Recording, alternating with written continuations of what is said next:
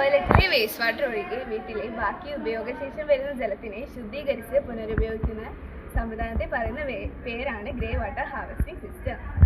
ഒരു ദിവസം നാം ജലം പല ആവശ്യങ്ങൾക്കായി ഉപയോഗിക്കുന്നു. കുടിക്കാൻ, കുളിക്കാൻ, അലക്കാൻ, അങ്ങനെ നമ്മുടെ ആവശ്യങ്ങൾ നീണ്ടു പോവുകയാണ്.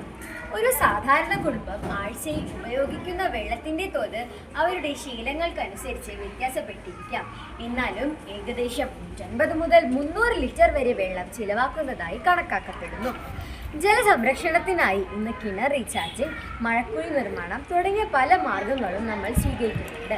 എന്നാൽ നമ്മൾ വീട്ടിൽ കുളി, പാത്രം കഴുകൽ, തുണി അലക്കൽ തുടങ്ങിയ ആവശ്യങ്ങൾക്കായി ഉപയോഗിക്കുന്ന ജലത്തെ പുനരുപയോഗിക്കാം എന്ന് പറയുന്നുണ്ടെങ്കിലും എങ്ങനെ എന്ന് ആരും ചിന്തിക്കുന്നില്ല.